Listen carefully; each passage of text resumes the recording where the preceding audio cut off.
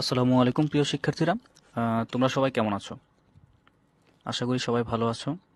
আর আমার কথা ঠিকঠাক শুনতে পাচ্ছ? আর ভিডিও ঠিকঠাক দেখতে পাচ্ছ কিনা, স্ক্রিন ঠিকঠাক আছে কিনা একটু কাইন্ডলি ইনবক্সে জানিয়ে দাও। আচ্ছা, সবাই বলতেছো অল ক্লিয়ার আছে। তো আজকে তোমাদের যে লেকচারটা হবে সেটা হচ্ছে তথ্য ও যোগাযোগ প্রযুক্তি, লেকচার নাম্বার 1, অধ্যায় 1, তথ্য ও যোগাযোগ প্রযুক্তি এবং আমাদের বাংলাদেশ। আর তোমাদের সাথে থাকবে তোমাদের প্রিয় ভাই মাসকাত রহমান। ক্লাসটা আমরা 7:05 শুরু করবো ইনশাল্লাহ। ঠিক আছে? ওকে। আসসালামু আলাইকুম।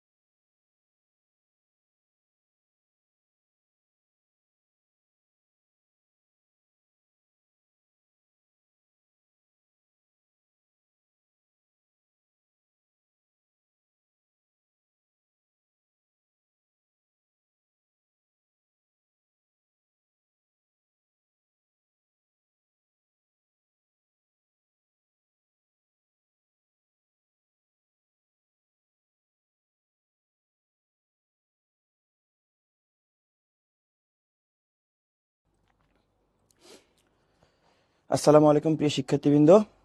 নবম দশম শ্রেণীর একাডেমিক প্রোগ্রাম 2026 আমাদের পায়োনিয়ার ব্যাচের আইসিটির একদম প্রথম ক্লাসে তোমাদের সবাইকে স্বাগতম জানাচ্ছি।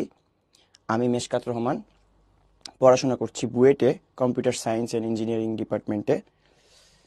সো যারা যারা সালাম দিচ্ছ, ওয়ালাইকুম আসসালাম সবাইকে। তোমরা কেমন আছো তোমরা জানাও, এবং কে কোথা থেকে ক্লাস করতেছো একটু এটাও জানাইতে পারো। এখানে দেখতে পাচ্ছি তৃপ্তি, সাজিদ, মৃদুল, আদুরি, সাকলাইন, অনেকেই কমেন্ট করতেছো, সবাইকে থ্যাংক ইউ। আচ্ছা, মানিকগঞ্জ, বগুড়া, আচ্ছা আমার বাসাও বগুড়াতে। সো সামিয়াও বলছে বগুড়া থেকে, দেন হচ্ছে নেত্রকোনা, ঢাকা, চাঁদপুর, নোয়াখালী, মৌলভীবাজার, মাগুরা, মালিয়া মাগুরা থেকে, তারপর সিলেট থেকে, কুড়িগ্রাম থেকে। তার মানে বুঝতে পারতেছি অ্যাকচুয়ালি বাংলাদেশের সকল জায়গায়, মানে পুরা বাংলাদেশ থেকে আমরা একসাথে কানেক্টেড হয়েছি আজকে। তো আমাদের ক্লাসটা একদম ভার্সেটাইল একটা ক্লাস হতে যাচ্ছে। সো ধন্যবাদ সবাইকে। ওকে, সো চলো আজকে আমাদের ক্লাসটা স্টার্ট করি। তো আজকে আমাদের টপিক কি ভাইয়া? আমরা হচ্ছে ফার্স্ট চ্যাপ্টার পড়তেছি, অর্থাৎ তথ্য ও যোগাযোগ প্রযুক্তি এবং আমাদের বাংলাদেশ। ওকে, সো আমাদের যে আজকের বিষয়বস্তু সেইটা হচ্ছে চারটা টপিকে ভাগ করা হয়েছে। সেইটা হচ্ছে দেখো আমাদের 21 শতক এবং তথ্য ও যোগাযোগ প্রযুক্তি। 21 শতক কি ভাইয়া? 21 শতক হচ্ছে এই যে আমাদের 2000 সাল শুরু হয়েছে না, 2000 সাল থেকে শুরু করে 2100 সালের আগ পর্যন্ত, এইটার আগ পর্যন্ত, অর্থাৎ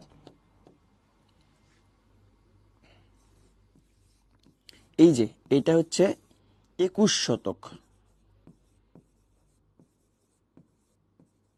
এটা হচ্ছে আমাদের 21 শতক বা একবিংশ শতাব্দী, 21 শতক। হ্যাঁ, তো এই 21 শতকে এসে তথ্য ও যোগাযোগ প্রযুক্তিতে আমাদের কতটুকু উন্নয়ন ঘটছে, এই জিনিসটাই আমরা দেখবো। হ্যাঁ, এই জিনিসটাই আমরা দেখবো। আচ্ছা, আপনার নাম কি? আচ্ছা, আমার নাম তো বললাম, আমার নাম হচ্ছে মেশকাত রহমান। আচ্ছা, তোমাদেরকে লিখে দেওয়া হয়নি, একটু লিখে দিই। সো দ্যাট স্পেলিংটা Meshkat Rahman, that's the spelling. হ্যাঁ,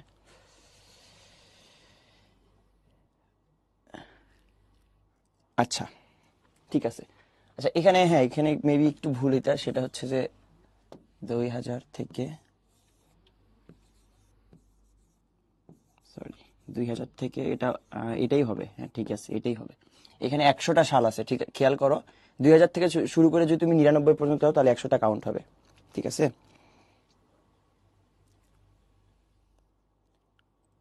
ওকে ওকে, তাহলে খেয়াল করো আমাদের এই 21 শতকে তথ্য ও যোগাযোগ প্রযুক্তিতে আসলে কতটুকু উন্নয়ন ঘটছে বা আমরা কতটুকু আগায় গেছি এইটা দেখবো।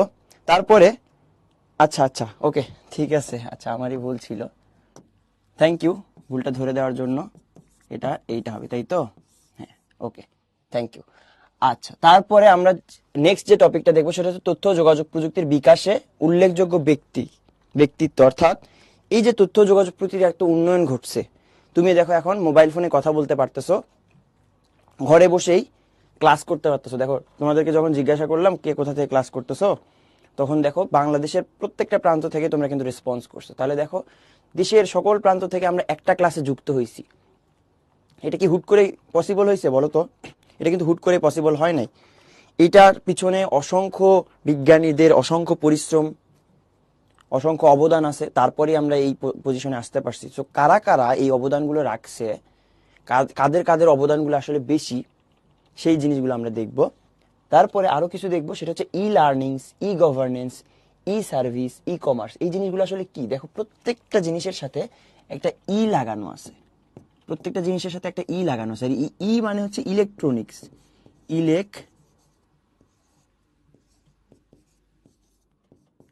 ইলেকট্রনিক্স ভাইয়া, ইলেকট্রনিক্স কি জিনিস? দেখো তোমার মোবাইল ফোন বা এই যে আমি যে স্মার্ট বোর্ডের কথা যদি বলি, বা তোমার টেলিভিশন, এই জিনিসগুলো কি একটা ইলেকট্রনিক ডিভাইস। এগুলো হচ্ছে ইলেকট্রনিক ডিভাইস, তোমরা আই গেস সবাই জানো। এগুলো কিন্তু কি ভাইয়া? Electronic device. সো এই যে ইলেকট্রনিক ডিভাইসগুলো ইউজ করে যে আমরা কাজগুলো করতেছি, সেইগুলোকে আমরা বলতেছি হচ্ছে ইলেকট্রনিক। ধরো লার্নিংস, তুমি এখন কিসের কিসের মাধ্যমে শিখতেছো, কিসের হেল্পের মাধ্যমে শিখতেছো বলো তো? তুমি এখন তোমার মোবাইল ফোন বা ল্যাপটপটা ইউজ করতেছো, তো একটা ইলেকট্রনিক ডিভাইস ইউজ করে তুমি শিখতেছো। লার্নিং প্রসেসটা কি? একটা ইলেকট্রনিক ডিভাইস ইউজ করে, সেজন্য এটা হচ্ছে ইলেকট্রনিক্স লার্নিং, যেটাকে সংক্ষেপে আমরা ই লার্নিং বলতেছি। সোজা বাংলায় যদি বলতে চাই, যেগুলোর সাথে ই দেখবা সেগুলো বুঝবে আসলে অনলাইন রিলেটেড। ই সার্ভিস তার মানে কি? অনলাইনে তুমি যে সার্ভিসটা নিচ্ছ। ই কমার্স, তোমরা ই কমার্স দেখি বলো তো, ই কমার্স সম্পর্কে কারো কোনো আইডিয়া আছে? দেখো, দারাজ থেকে কি কখনো কোনো প্রোডাক্ট অর্ডার করছো কিনা? দারাজ বা অ্যামাজন বা রকমারি, রকমারি থেকে বই অর্ডার করছো কিনা কখনো? সো দেখো, এগুলার কাজ কি? তুমি অনলাইনে বাসায় বসে কি করছো, তোমার পছন্দ মতো প্রোডাক্ট কিন্তু ওই অ্যাপের ভিতরে দেখছো, তারপর তোমার যেটা পছন্দ হয়েছে, যেটা তোমার দামে মিলছে, ওইটা তুমি অর্ডার করছো, তোমার বাসায় এসে প্রোডাক্ট দিয়ে গেছে, তোমার কিচ্ছু করা লাগে নাই। হ্যাঁ, দেখছো সবাই মোটামুটি অর্ডার করছে, আমি জানি সবাই অর্ডার করছে। সো এইগুলো আসলে কি দেখো তো, তুমি কমার্স, অর্থাৎ তুমি একটা প্রোডাক্ট কিনতেছো, কিসে কি ইউজ করে? তোমার মোবাইল ফোনটা ইউজ করে, অর্থাৎ ইলেকট্রনিক ডিভাইস ইউজ করে তুমি তোমার জিনিসটা কিনতেছো, অনলাইনের মাধ্যমে পে করতেছো, অনলাইনের মাধ্যমে অর্ডার করতেছো, তোমার বাসায় এসে দিয়ে যাচ্ছে। তাহলে এই যে যখনই তারা দেখবা যে ই রিলেটেড কোনো কিছু, তার মানে বুঝবে ওখানে অ্যাকচুয়ালি অনলাইন কোনো কিছু ঘটনা ঘটছে, সেই জন্য এটাকে আমরা বলতেছি ই কমার্স। তাহলে ই সার্ভিস কি জিনিস? যেই সার্ভিসটা তুমি অনলাইনের মাধ্যমে পাচ্ছ সেটা হচ্ছে ই সার্ভিস। ই গভর্নেন্স কি জিনিস? গভর্নেন্স মানে হচ্ছে সরকারি যে কর্মকাণ্ড যেগুলো আর কি, সরকারের যে কাজকর্ম। তো ওই সরকারি কাজকর্মর অনলাইন ভার্সনটাকে আমরা বলতেছি যে ই গভর্নেন্স। লার্নিং, ধরো তুমি শিখতেছো, স্কুলে যেও তুমি শিখো, কিন্তু স্কুলে যে যেটা শিখো ওটা কি ই লার্নিংস? ওটা ই লার্নিংস না, কারণ ওখানে তুমি আসলে কি স্কুলে যে অফলাইনে শিখতেছো, সামনাসামনি শিখতেছো। সো ই লার্নিংস, এই যে এখন তুমি যেরকম অনলাইনে তোমার ক্লাস করতেছো, এটাকে আমরা ই লার্নিংস বলতে পারতেছি। ওকে, এটাকে বলছি আমরা ই লার্নিংস। ঠিক আছে, তারপর আরেকটা জিনিস দেখবো, বাংলাদেশে আইসিটির ভূমিকা এবং ডিজিটাল বাংলাদেশ, অর্থাৎ আইসিটির বিভিন্ন ধরনের কাজ আছে, বিভিন্ন ধরনের অবদান আছে, বাংলাদেশের কতটুকু অ্যাপ্লাই হচ্ছে, বাংলাদেশে এই আইসিটির কতটুকু অবদান আছে, এবং এই আইসিটি ব্যবহার করে বাংলাদেশটা আসলে কতটুকু ডিজিটালাইজ করা গেছে, কতটুকু মডার্ন করা গেছে, সেইটা আমরা দেখব। ফ্রিল্যান্সিং কি ই কমার্স? হ্যাঁ, ফ্রিল্যান্সিং ই কমার্স বলতে পারো। আচ্ছা, ইবুক মানে কি? ইবুক মানে দেখো বই, তোমার হার্ড কপি পড়ো না, এইটারই তুমি যদি পিডিএফ ভার্সন পড়ো, যেমন ধরো এই যে ক্লাস নোটটা, এই ক্লাস নোটটা তুমি খাতায় তুলতে পারো, আবার ক্লাস শেষে এই নোটটাই তোমাকে আবার তোমার মোবাইলে পিডিএফ আকারে দেওয়া হবে। তো এই পিডিএফ ইলেকট্রনিক ডিভাইসে তুমি তোমার বইটা পড়তেছো, তাহলে ওইটা হচ্ছে ইবুক। আর ই পর্চা হচ্ছে যারা আখ ইয়ে করে, বুঝছো, আখ যারা চাষ করে তাদের থেকে বেসিক্যালি সরকার বা ওই যে সুগার মিলগুলো আখ কিনে নেয়। তো এই কিনে নেওয়ার যে প্রসেসটা, এই প্রসেসটা আগে হচ্ছে যে গ্রামে গ্রামে যে কৃষকদের থেকে করে নেওয়া হতো, বাট এখন এটা অনলাইনে করা যায়। মানে তুমি ধরো একজন কৃষক তার যে আখ ইয়ে করছে, সেই আখগুলো বিক্রি করবে আর কি কোনো একটা সুগার মিলের কাছে, তাহলে অনলাইনের মাধ্যমে সে আবেদন করে যে আমি আমার আখ বিক্রি করব। সো এই যে আবেদনটা করলো, যে আখ বিক্রি করার একটা অনুমোদন পত্র পাইলো, এটাই বেসিক্যালি ই পর্চা, বুঝছো, পর্চা ওইটাকে বলে। সো যেহেতু অনলাইনে করতেছে, সুতরাং ই পর্চা। ওকে, তাহলে চলো একটু সামনে আগায় যাই। 21 শতক এবং তথ্য ও যোগাযোগ প্রযুক্তি। দেখো, 21 শতকে এসে তথ্য ও যোগাযোগ প্রযুক্তির আসলে অবদান কতটুকু, এইটা একটু দেখি। প্রথমত, এখন পৃথিবীর সম্পদ হচ্ছে সাধারণ মানুষ, আর 21 শতকের সম্পদ হচ্ছে কি? জ্ঞান। অর্থাৎ তুমি খেয়াল করো তো, একটা দেশের জনসংখ্যা যতটা শিক্ষিত হবে, ওই দেশ কি তত সহজে উন্নতির দিকে এগিয়ে যাবে না? কোনো একটা দেশের জনসংখ্যা যদি আমাদের শিক্ষিত হয়, বা তারা যদি দক্ষ হয়, তাহলে কিন্তু সবাই মিলে দেশটাকে সুন্দর মতো গড়তে পারবে। তা ওটাই বলছে যে পৃথিবীর সম্পদ হচ্ছে সাধারণ মানুষ, এবং 21 শতকের সম্পদ কি ভাইয়া? 21 শতকের সম্পদ হচ্ছে জ্ঞান। এই লাইনটা খুবই ইম্পর্টেন্ট। সো তোমাদের এক্সামে এমসিকিউ আকারে এটা কিন্তু আসে যে 21 শতকের সম্পদ কি। আগে আমরা তথ্য যোগাযোগ প্রযুক্তি যখন এত উন্নত ছিল না, তখন সম্পদ বলতে আমরা কি বুঝতাম? সম্পদ বলতে ধরো কার কাছে কতটুকু জমি আছে, কার কাছে কত টাকা আছে, কতটুকু সোনা গয়না আছে, এগুলাই হচ্ছে আমাদের সম্পদ হিসেবে কনসিডার করা হইতো। এগুলো কিন্তু সম্পদ হিসেবে কনসিডার করা হইতো। বাট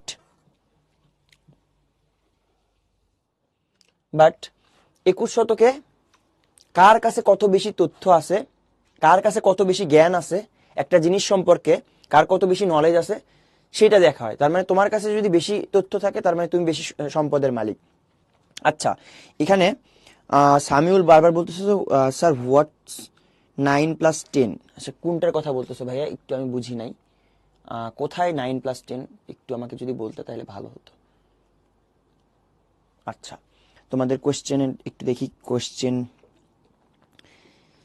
সারা বলছে চেঞ্জ কেন হয়েছে, কি চেঞ্জ হয়েছে একটু বলো, প্রপারলি যদি বলতো। ও আচ্ছা, মিম ভাই, আমি জানি না অ্যাকচুয়ালি, আমি জানি না।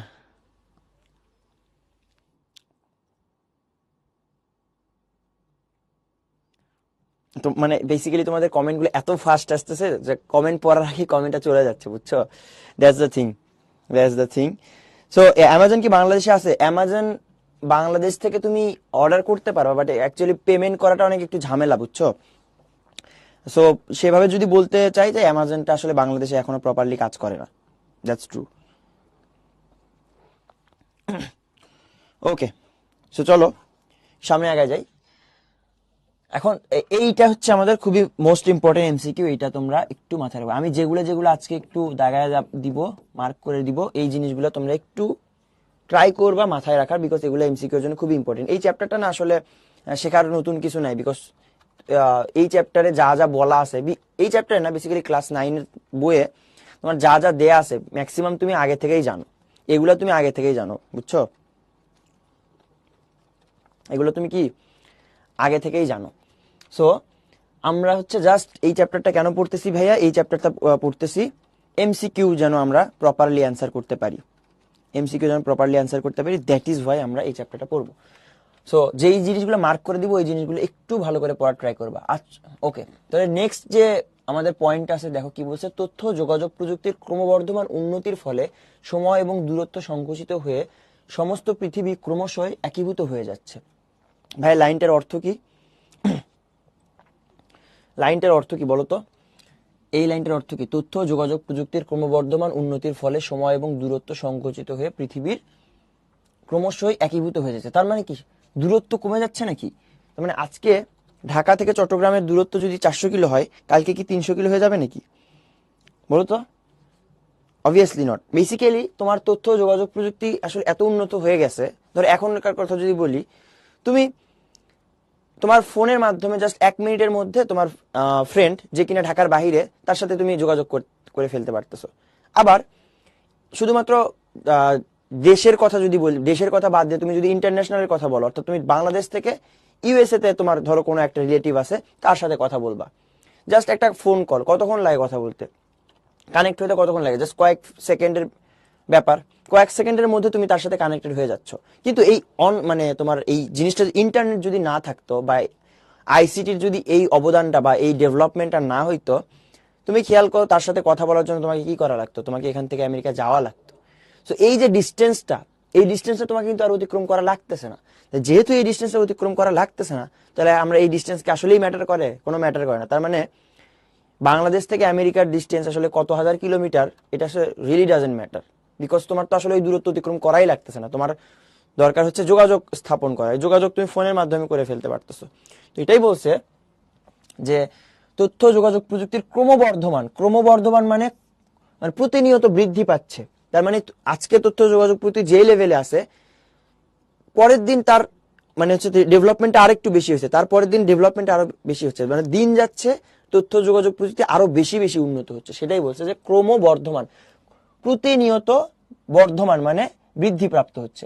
উন্নতির ফলে সময় এবং দূরত্ব সংকুচিত হয়ে সমস্ত পৃথিবী কি হচ্ছে? ক্রমশই একীভূত হয়ে যাচ্ছে। একীভূত হয়ে যাওয়া মানে হচ্ছে, দেখো তোমার কাছে এখন আমেরিকা বা তোমার কাছে এখন অস্ট্রেলিয়া এত ফেমিলিয়ার, তুমি এত ভালোভাবে চিনো, কিভাবে চেনো?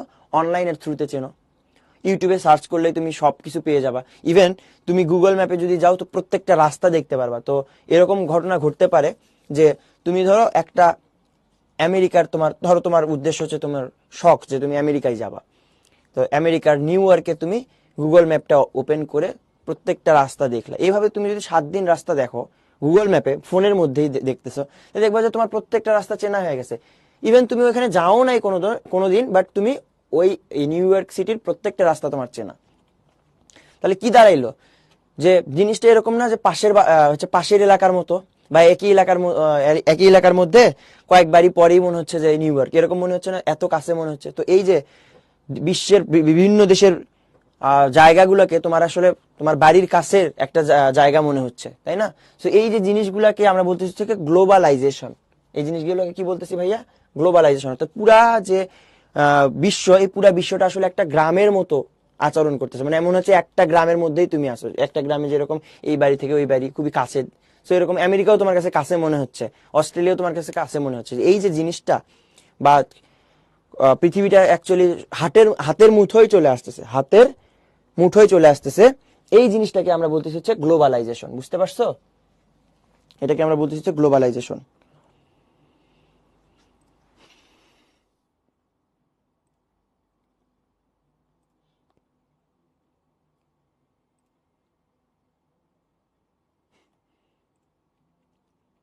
তোমরা আজে বাজে কমেন্ট না করে একটু পড়াশোনায় মনোযোগ দাও, বুঝছো?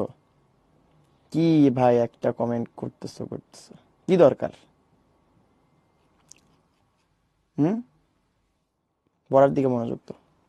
কোনো এমনিই তোমাদের কমেন্ট বোঝা যাচ্ছে না, মানে এত ফাস্ট এত কমেন্ট আসতেছে যে অ্যাকচুয়ালি একটা পড়তে আরেকটা চলে যাচ্ছে। সো আজে বাজে কমেন্ট করার দরকার নেই। যদি পড়াশোনা রিলেটেড কোনো কমেন্ট থাকে করতে পারো। ভাইয়া গ্লোবালাইজেশনের বাংলা মিনিং কি? গ্লোবালাইজেশনের বাংলা মিনিং হচ্ছে বৈশ্বায়ন। অর্থাৎ পুরো বিশ্বটাকে একটা গ্রামের মতো করে ফেলা। অর্থাৎ দেশের কোনো ব্যারিয়ার থাকতেছে না, এই দেশ ওই দেশের মধ্যে কোনো ব্যারিয়ার থাকতেছে না, ওরা একটা আরেকটার সাথে অ্যাকুমুলেট হয়ে গেছে, একটা গ্রাম হয়ে গেছে মনে হচ্ছে, একটা আরেকটার সাথে এতটাই কানেক্টেড যেটা আসলে গ্রামের মতো মনে হচ্ছে। বুঝছো? গ্লোবালাইজেশন আর ইন্টারন্যাশনালাইজেশনের মধ্যে খুব বেশি পার্থক্য নেই, খুবই সূক্ষ্ম কিছু পার্থক্য আছে, আমরা সামনে দেখব, আছে আমাদের। তো এবার আসো আমরা হচ্ছে দেখবো যে এই যে তথ্য প্রযুক্তির যে এত উন্নয়ন, এই উন্নয়নের পিছনে কাদের হাত আছে, উন্নয়নের পিছনে কাদের হাত আছে দেখো। প্রথমে আমাদের আসে হচ্ছে চার্লস ব্যাবেজ। চার্লস ব্যাবেজকে কি বলা হয়? আধুনিক কম্পিউটারের জনক বলা হয়। এমসিকিউটা খুবই ইম্পর্টেন্ট, এটা প্রায়শই আসতে দেখা যায়, বুঝছো? সো কি আধুনিক কম্পিউটার, নর্মাল কম্পিউটার না, আধুনিক কম্পিউটারের জনক বলা হয়। অর্থাৎ উনি কিন্তু এরকম না যে আজকে যে তুমি কম্পিউটারটা ইউজ করতেছো এই কম্পিউটারটাই কিন্তু উনি যে আবিষ্কার করছে মানে বানাইছে এরকম কিন্তু না। উনি প্রথমত একটা মডেল দিছে, ওই মডেলটার উপরে বিজ্ঞানীরা কাজ করতে করতে করতে করতে ক্রমান্বয়ে জিনিসটাকে কি করছে, ইমপ্রুভ করে আজকের কম্পিউটারটা ক্রিয়েট হয়েছে। ঠিক আছে? কিন্তু এই যে আজকের কম্পিউটারটা ক্রিয়েট হইলো, এইটা তো বেসিক্যালি বিজ্ঞানীরা বিভিন্ন ধরনের ডেভেলপমেন্ট করে করে এই পর্যন্ত আসছে, কিন্তু শুরুটা কে করছে? শুরুটা করছে হচ্ছে চার্লস ব্যাবেজ। সো উনি যদি এই স্টেপটা না নিত তাহলে বিজ্ঞানীরা ওই কম্পিউটারের উপর, কম্পিউটারে যদি উনি আবিষ্কার না করে তাহলে কার উপরে ডেভেলপমেন্ট প্রসেস চালাবে, কার উপর, কাকে আরো উন্নত করতে চাইবে, তাই না? সো উনি আগে কম্পিউটারটা তৈরি করছে, সেই কম্পিউটারটা বেসিক্যালি কি করা হয়েছে ভাইয়া, সেই কম্পিউটারটা কন্টিনিউয়াসলি আমাদের আপগ্রেড করতে করতে আজকের কম্পিউটারটা ক্রিয়েট হয়েছে। সো চার্লস ব্যাবেজকে কি বলা হয়? আধুনিক কম্পিউটারের জনক বলা হয়। জেনারেল কম্পিউটারের জনক নাই রে ভাই। আধুনিক কম্পিউটারের জনক মানে এরকম না যে জেনারেল কম্পিউটারের আরেকটা জনক আছে। আধুনিক কম্পিউটারের জনক বলা এই জন্য কারণ আজকের যে আধুনিক কম্পিউটারগুলা, এইগুলা আসলে ওনার কম্পিউটার, ওনার যে নর্মাল যে কম্পিউটারটা ছিল সেটার উপর বেস করে ক্রিয়েট করা হয়েছে। দ্যাট ইজ হয় আধুনিক কম্পিউটারের জনক বলা হয়। ইটস নট লাইক যে আধুনিক কম্পিউটার একটা জিনিস, জেনারেল কম্পিউটার আরেকটা জিনিস। বুঝছো? এনভিডিয়ার কথা উল্লেখ করা উচিত ছিল ভাই। এনভিডিয়ার তখন আসলে শুরুই হয় না যখন চার্লস ব্যাবেজ কম্পিউটারটা আবিষ্কার করছে। বুঝছো? তো তোমরা যেটা কথা বলতেছো এগুলো আসলে লেটেস্ট জিনিস, বাট ওই জিনিসগুলো আসলে বেস করা হয়েছে এই যে ওনাদের মতো পাবলিক আবিষ্কার করার পরে না এই জিনিসগুলো আসছে। সো ওনাদের অবদানটা সবার আগে আসে। সো 1991-এ লন্ডনের বিজ্ঞান জাদুঘরে চার্লস ব্যাবেজের বর্ণানুসারে একটি ইঞ্জিন তৈরি করা হয়। তিনি অ্যানালিটিক্যাল ইঞ্জিন নামে একটি গণনা যন্ত্রের পরিকল্পনা করেন। অর্থাৎ উনি যেটা আবিষ্কার করেন সেটা বেসিক্যালি একটা খুবই সিম্পল একটা যন্ত্র ছিল, যেটার কাজ হচ্ছে কি গণনা করা। কম্পিউটার ওয়ার্ডটা আসছে কই থেকে? কম্পিউটার ওয়ার্ডটা আসছে হচ্ছে কম্পিউট থেকে। কম্পিউটার এটা আসছে হচ্ছে কম্পিউট ওয়ার্ড থেকে। কম্পিউটার এর অর্থ কি? কম্পিউটার অর্থ হচ্ছে গণনা করা। তো উনি যে মেশিনটা আবিষ্কার করছে সেটা বেসিক্যালি গণনা করতে পারে। ওকে, সো এইটাই ছিল হচ্ছে আধুনিক কম্পিউটার তৈরির ভিত্তি। আধুনিক কম্পিউটার কোনটা? আধুনিক কম্পিউটার হচ্ছে আজকে তুমি যেই জিনিসটা ইউজ করতেছো, আজকে তুমি যে কম্পিউটারগুলো ইউজ করো, এগুলো হচ্ছে আধুনিক কম্পিউটার। তো এই আধুনিক কম্পিউটার কি হুট করে তৈরি হয়েছে? না, ওই চার্লস বেবেজ যে অ্যানালিটিক্যাল ইঞ্জিন নামের যে গণনা যন্ত্রটা তৈরি করছে, ওইটাকে কন্টিনিউয়াসলি ডেভেলপ করতে করতে আজকের এই আধুনিক কম্পিউটার তৈরি হয়েছে। দ্যাট ইজ ওয়াই ওই কম্পিউটারকে আধুনিক কম্পিউটার তৈরির ভিত্তি বলা হয়। অর্থাৎ বাসা যখন করো তখন কি একটা বেস ক্রিয়েট করো না, ওই বেইজের উপরে আস্তে আস্তে একটার উপরে একটা ফ্লোর বসে। সো ওইটাই, সো ওই বেসটা ক্রিয়েট করে দিয়ে গেছে হচ্ছে চার্লস বেবেজ। তার উপরে বিজ্ঞানীরা কাজ করে করে করে করে ক্রমান্বয়ে ধরো এখন হচ্ছে আরো আধুনিক কম্পিউটারগুলো ক্রিয়েট করতেছে। কম্পিউট কি কাউন্ট থেকে আসে? কম্পিউট একটা আলাদা ওয়ার্ড যার অর্থ হচ্ছে গণনা করা। কাউন্টের সিনোনিমাস।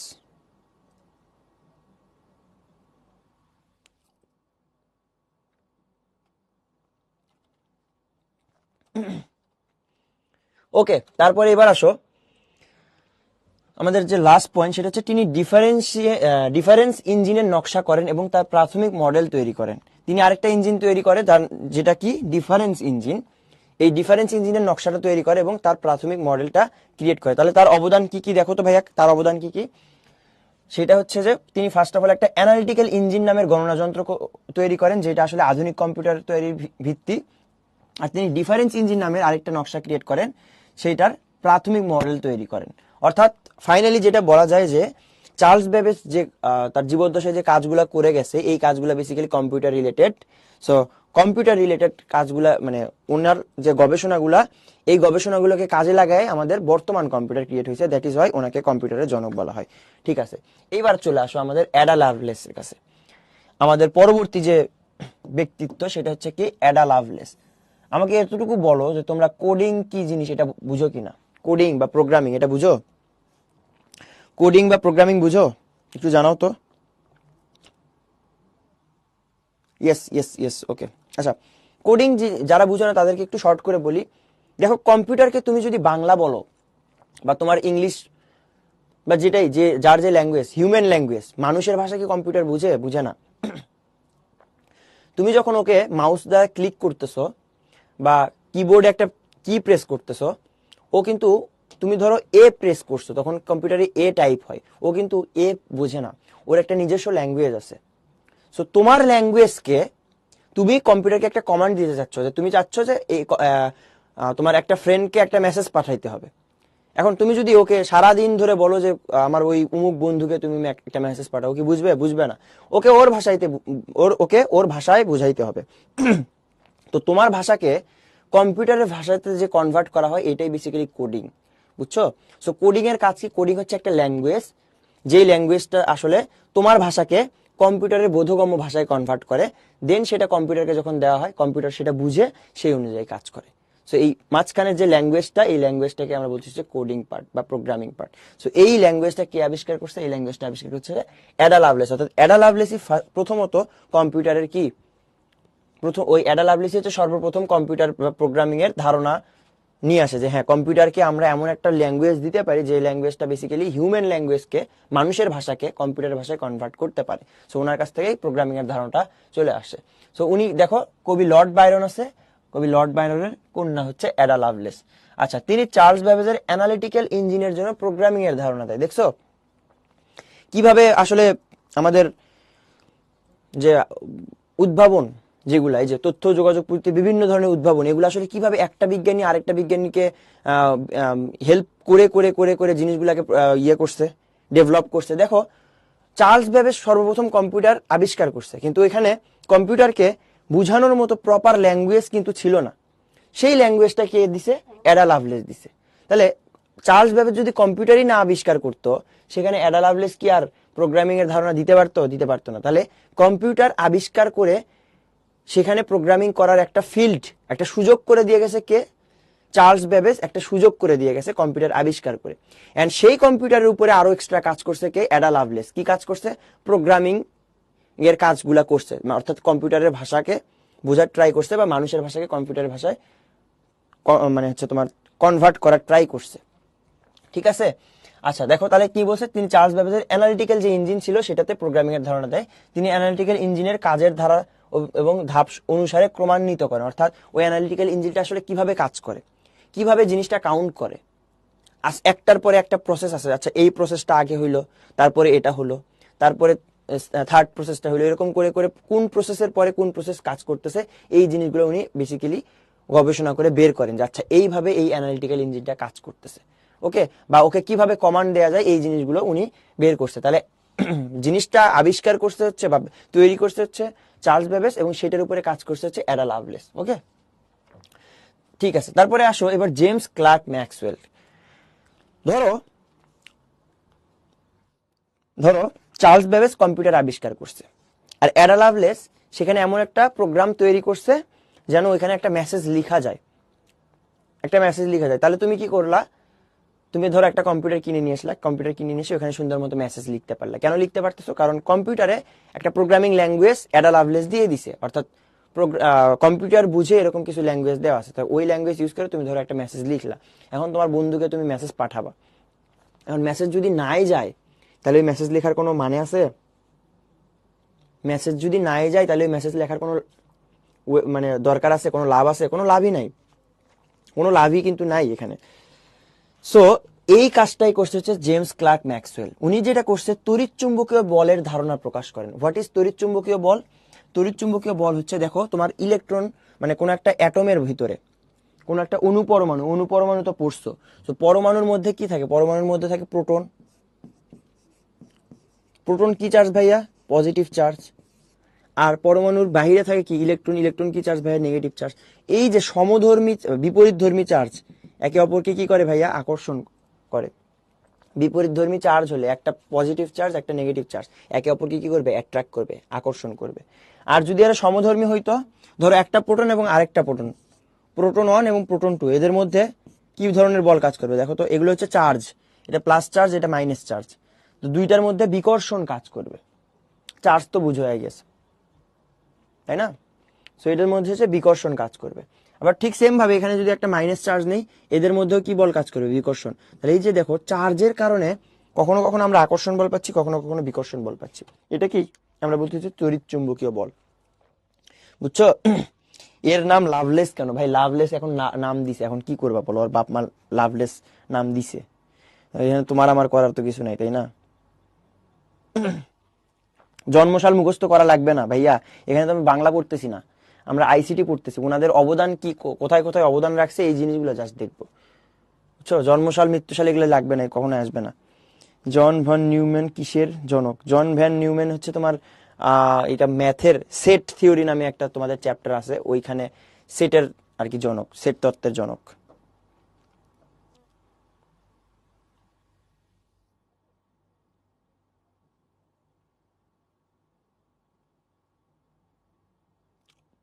আচ্ছা, তোমাদের যে ম্যাক্সিমাম কোয়েশ্চেন গুলো দেখতেছি এইগুলো আসলে আমাদের সামনের স্লাইড রিলেটেড, সো এগুলোর অ্যান্সার করতেছি না। সামনের স্লাইড দেখলে আস্তে আস্তে, এত অধৈর্য হওয়ার কিছু নেই, একটু দেখো কোয়েশ্চেন যেগুলো আছে এগুলো একটু দেখো, তাহলে আস্তে আস্তে বুঝতে পারবা। আচ্ছা, এখন খেয়াল করো, তাহলে তড়িৎ চুম্বকীয় বল আমি কি জিনিস সেটা বুঝতে পারলাম। তো তড়িৎ চুম্বকীয় বলের ধারণা প্রকাশ করে যে আচ্ছা দুইটা চার্জের মধ্যে যে আকর্ষণ বল কাজ করবে না বিকর্ষণ বল কাজ করবে, এটা উনি প্রকাশ করেন। এন্ড ফাইনালি এই তড়িৎ চুম্বকীয় বলের ধারণা বিনা তারে বার্তা প্রেরণের সম্ভাবনা সৃষ্টি করে। অর্থাৎ উনি এখনো বিনা তারে, অর্থাৎ যেমন এখন কি হয়, ফোনের সাথে কি কোনো তার কানেক্টেড থাকে? দুইটা ফোনের মধ্যে কি কোনো তার কানেক্টেড থাকে? থাকে না। এমনি তুমি এখানে মেসেজ পাঠাচ্ছ, আরেকজনের কাছে মেসেজ চলে যাচ্ছে।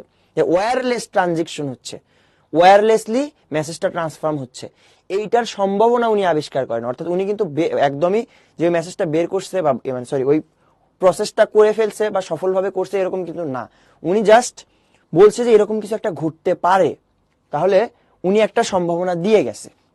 ওকে, এইবার আমাদের দেশের বিজ্ঞানী অর্থাৎ জগদীশ চন্দ্র বসু এই কাজটা করে দেখাইছে একদম। সো উনি ফার্স্ট ব্যক্তি যে কিনা তার ছাড়া তথ্য এক জায়গা থেকে আরেক জায়গায় ট্রান্সফার করছে। বুঝছো? তার ছাড়া তথ্য এক জায়গা থেকে আরেক জায়গায় ট্রান্সফার করছে। তো দেখো এখানে সেটাই বলা আছে, বিনা তারে এক স্থান থেকে অন্য স্থানে বার্তা প্রেরণে সর্বপ্রথম সফল হন কে? জগদীশ চন্দ্র বসু। 1895 সালে জগদীশ চন্দ্র বসু অতি ক্ষুদ্র তরঙ্গ ব্যবহার করে এক স্থান থেকে অন্য স্থানে তথ্য প্রেরণ করেন। ভাইয়া তরঙ্গ কি জিনিস? তরঙ্গ হচ্ছে পানির মধ্যে তুমি যখন ঢিল ফেলো তখন কি একটা ঢেউ ক্রিয়েট হয় না? ওই ঢেউটাই বেসিক্যালি তরঙ্গ। এখন ওইটা হচ্ছে পানির তরঙ্গ। শব্দ যে এই যে আমি কথা বলতেছি, কথাটা ধরো মাইক্রোফোন পর্যন্ত যাচ্ছে, তো একটা তরঙ্গ আকারে যাচ্ছে। তো এরকম আলো একটা তরঙ্গ, এরকম ডিফারেন্ট ডিফারেন্ট তরঙ্গ আছে। সো এই যে তরঙ্গগুলা, তরঙ্গ দৈর্ঘ্যের উপর ভিত্তি করে এগুলো বিভিন্ন ক্লাসিফাই করা যায়। তোমরা এই যে তরঙ্গ নিয়ে আরো বিস্তারিত পড়বা কোথায়? ফিজিক্স, তোমাদের যে ফিজিক্স বই আছে, ফিজিক্সের chapter maybe, if I am not wrong, maybe chapter 7 তরঙ্গ নামের একটা, শব্দ তরঙ্গ নামে একটা চ্যাপ্টার আছে তোমাদের, ওই চ্যাপ্টারে পড়বা। What type of question can be come from this topic? Most of the time MCQ আসে, বুঝছো স্যার? আচ্ছা, ওয়েল,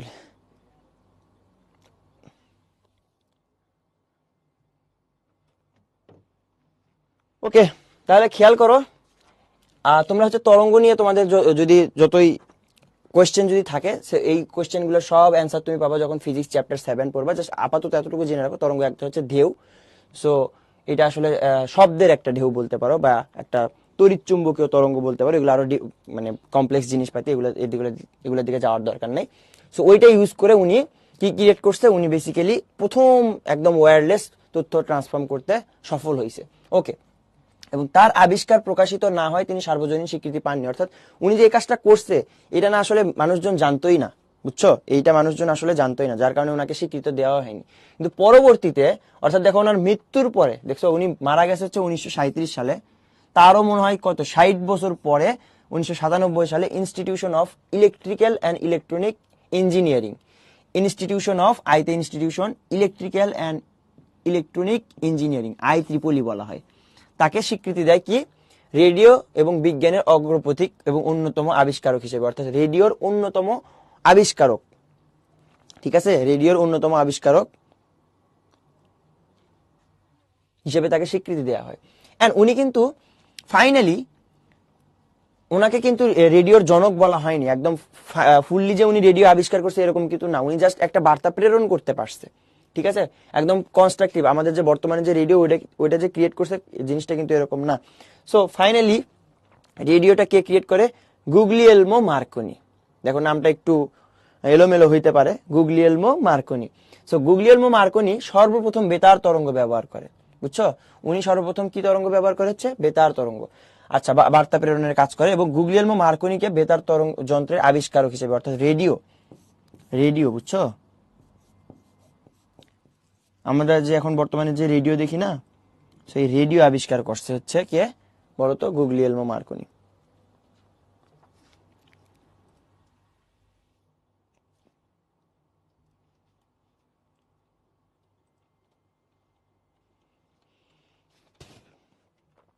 ওকে ভাই, আপনার কোন কলেজ? আমার কলেজ হচ্ছে নটরডেম কলেজ। FM রেডিও, হ্যাঁ FM রেডিও, এক্স্যাক্টলি আবির। সাল কি পড়তে হয় না? সাল পড়ার দরকার নাই, সাল পড়ার দরকার নাই।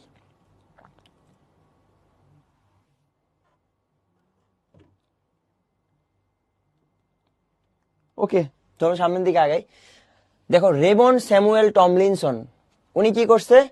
উনি হচ্ছে ইলেকট্রনিক মাধ্যমে পত্রলাপের সূচনা করেন। অর্থাৎ ইলেকট্রনিক পত্র, ইমেইল, ইমেইল, এটা হচ্ছে ইলেকট্রনিক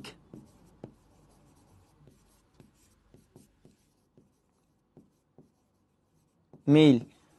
তোমরা গুগলের জিমেইল ইউজ করো না? মেইল করো না? মেইল। সো ওই মেইলটাই হচ্ছে ইলেকট্রনিক মেইল। অর্থাৎ ইলেকট্রনিক মাধ্যম ব্যবহার করে তুমি একজনকে মেইল করতেছো বা চিঠি পাঠাচ্ছ, ইলেকট্রনিক চিঠি। আমরা নর্মালি হাতে কলমে লিখে চিঠি পাঠাই, বাট এখানে আসলে ইলেকট্রনিক ডিভাইস, কম্পিউটার বা মোবাইল ইউজ করে চিঠি পাঠানো হচ্ছে। সো এটাকে বলতে হচ্ছে ইলেকট্রনিক মেইল। কে আবিষ্কার করছে? এই যে এই ব্যক্তি, রেইমন্ড স্যামুয়েল টমলিনসন। সো এটা আসে যে ইমেইল কে আবিষ্কার করছে? রেইমন্ড স্যামুয়েল টমলিনসন। তোমরা যারা সাল নিয়ে অনেক ব্যস্ত, সাল নিয়ে আসলে ব্যস্ত থাকার কোনো দরকার নাই, সাল কখনো আসে না। সো যেটা করতে হবে তোমাকে, আসলে কে কি আবিষ্কার করছে, কোন বিজ্ঞানী কি আবিষ্কার করছে, কাতে কিসের অবদান আছে, এটা জাস্ট মাথায় রাখলেই হইতেছে, বুঝছো? তারপরে আসো স্টিভ জবস। স্টিভ জবস কে তোমরা মোটামুটি সবাই চেনো। কি কি করছে বলো তো? স্টিভ জবস কিসের মানে ফাউন্ডার বলো? স্টিভ জবস কিসের ফাউন্ডার? স্টিভ জবস হচ্ছে অ্যাপেলের ফাউন্ডার। তোমরা তো অ্যাপেল মেবি চিনো আই গেস, তাই না? অ্যাপেল তো চিনো। সো অ্যাপেল একটা কোম্পানি, যে কোম্পানির আন্ডারে কি আছে বলো তো? এই আইফোন টাইফোন আছে, আর এগুলো ভালো জানো। So Steve jobs, Steve Wozniak এবং রেনাল্ড ওয়েইন, এই তিনজন ব্যক্তি মিলে 1976 সালে 1 এপ্রিল অ্যাপেল কম্পিউটার নামে একটি প্রতিষ্ঠান চালু করে। সো এই প্রতিষ্ঠানের তারপর আস্তে আস্তে জিনিসটা মানে এই প্রতিষ্ঠান প্রথমে কম্পিউটার দিয়ে স্টার্ট করে, তার দেন মোবাইল ফোনে চলে আসছে, দেন এখন হচ্ছে ট্যাব বানায়। সো ডিফারেন্ট ডিফারেন্ট জিনিস আছে। সো ওনাদের যাত্রা শুরু হয়েছে 1976 সালে। এটা আসে মোটামুটি একটু যে কারা কারা ছিল স্টিভ জবসের সাথে। Steve jobs, Steve Wozniak, Ronald Wayne, এই তিনজন ব্যক্তি মিলে অ্যাপেল কম্পিউটার কি করে? অ্যাপেল কম্পিউটার নামে একটা প্রতিষ্ঠান তারা প্রতিস্থাপন করে, ঠিক আছে, চালু করে আর কি। সো তারপরে আসো উইলিয়াম হেনরি বিল গেটস, একে তো তোমরা সবাই চিনো। সো তোমরা যে কম্পিউটার ইউজ করো না, কম্পিউটারে কি দেয়া আছে? উইন্ডোজ দেয়া আছে, যাদের অপারেটিং সিস্টেম উইন্ডোজ। সো এই উইন্ডোজের আবিষ্কারক বা উইন্ডোজের ফাউন্ডার হচ্ছে কি বলতো? এই উইন্ডোজের ফাউন্ডার হচ্ছে Bill Gates. And Bill Gates কি ছিল? একটা টাইমে বিশ্বের শীর্ষ ধনী ছিল। এখন নাই, এখন কে আছে? এখন হচ্ছে ইলন মাস্ক আছে, রাইট? এখন হচ্ছে বিশ্বের সবচেয়ে শীর্ষ ধনী হচ্ছে ইলন মাস্ক। এটা একটা টাইমে বিল গেটস অনেক দিনের জন্য কিন্তু ধনীদের শীর্ষে ছিল। ওকে, সো এই ইলন মাস্ক কি আবিষ্কার করছে? এই ইলন মাস্ক হচ্ছে অপারেটিং সিস্টেম, আমাদের যে উইন্ডোজ অপারেটিং সিস্টেম, সেইটার বেসিক্যালি প্রতিষ্ঠাতা পরিচালক, বা বলতে পারো যে হচ্ছে এটার আবিষ্কারক। ওকে, তো মাইক্রোসফটের হাত ধরে বিকশিত হয় এমএস ডস এবং উইন্ডোজ অপারেটিং সিস্টেম। এই যে দেখো, ওনার কোম্পানির নাম হচ্ছে মাইক্রোসফট। সো এই মাইক্রোসফটের হাত ধরে কি উইন্ডোজ অপারেটিং সিস্টেম, যেটা তোমরা ম্যাক্সিমাম এখন আমরা ইউজ করি, ঠিক আছে? ওকে, যে বলছো পাইথন সি পারো, গুড, ভেরি গুড। তারপর আসো এবার দেখো স্যার টিমোথি জন বার্নার্স-লি। দেখো, যে কোনো কিছু সার্চ করার আগে তোমরা কি দেখো? www.youtube.com, www.facebook.com। তো এই যে www, তিনটা ডাব্লিউ ইউজ করো, এইটার আবিষ্কারকটা কে? এটার আবিষ্কারক হচ্ছে স্যার টিমোথি জন বার্নার্স-লি। এটা কিন্তু আসে, এই এমসিকিউটা মাঝে মাঝে আসে যে www, এইটার জনক কে? এটার জনক হচ্ছে স্যার টিমোথি জন বার্নার্স-লি। এবং এই www ফুল ফর্ম কি? এর ফুল ফর্ম হচ্ছে world wide web. World wide web, তিনটা ডাব্লিউ কে নিয়ে হচ্ছে www ইউজ করা হয়। ওকে, তিনি হাইপার টেক্সট ট্রান্সফার প্রোটোকল, এইচটিটিপির full form hypertext transfer protocol. এটা আসে, এটা এমসিকিউ আকারে আসে যে এইচটিটিপি এর ফুল ফর্ম কি? এইচটিটিপি এর ফুল ফর্ম হচ্ছে হাইপার টেক্সট ট্রান্সফার প্রোটোকল। এগুলো এমসিকিউ আসে। এগুলা তোমরা আরো বিস্তারিত জানতে পারবা হয়তো বা আরেকটু বড় ক্লাসে উঠলে জানতে পারবা। সো এখন এত মাথা ঘামানোর দরকার নাই, জাস্ট এগুলা একটু মাথায় রাখো যে এইচটিটিপি হচ্ছে হাইপার টেক্সট ট্রান্সফার প্রোটোকল, এটার ফুল ফর্মটা লাগে। তারপর ওয়ার্ল্ড ওয়াইড ওয়েব কি? www ফুল ফর্ম হচ্ছে ওয়ার্ল্ড ওয়াইড ওয়েব। কে আবিষ্কার করছে এটা? স্যার টিমোথি জন বার্নার্স-লি। ওকে, এইবার আসো আমাদের হচ্ছে মার্ক জাকারবার্গ। মার্ক জাকারবার্গকে সবাই চেনো, এটা আলাদা করে বলার কোনো দরকার নেই। এটা উনি হচ্ছে কি ফেসবুকের আবিষ্কারক বা ফেসবুকের জনক। সো উনি যখন হার্ভার্ড ইউনিভার্সিটিতে পড়াশোনা করতেছিল, উনি এবং ওনার 4টা ফ্রেন্ড মিলে তোমরা প্ল্যান করো না, তোমাদের বন্ধু বান্ধব মিলে তো প্ল্যান করোই মনে হয় যে আচ্ছা মামা এইটা করা হোক নি, আজ আমরা এইটা দিব ওইটা দিব, মাথার মধ্যে কিন্তু অনেক প্ল্যান আসে, রাইট? কিন্তু করা হয়ে ওঠে না। সো আমরা ভাবি যে এগুলো হয়তো আমরা মজা করতেছি, কিন্তু এই মজা করতে করতেই কিন্তু একটা বড় সড়ো আইডিয়া চলে আসে, বুঝছো? মজা করতে করতে কিন্তু বড় সড়ো আইডিয়া চলে আসে। ওয়ার্ল্ড ওয়াইড ওয়েব, এটা মানে হচ্ছে ওয়ার্ল্ড মানে কি? বিশ্ব জুড়ে যে নেটওয়ার্ক, ওয়েব মানে হচ্ছে কি জাল না? নেটওয়ার্কটা দেখো তো, ইন্টারনেট আসলে বিশ্ব জুড়ে ছড়ায় আছে না?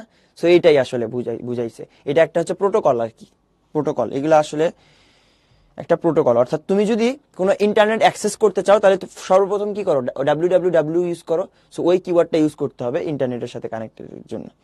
সো এটা বাংলা কি হবে? বাংলা বেসিক্যালি মানে এভাবে তো বাংলা ইউজ করতে হয় না, কখনো তো বাংলা বলেন, এখন সবকিছু তো আর বাংলা করা যায় না, তাই না? সবকিছু তো আর বাংলা করা যায় না।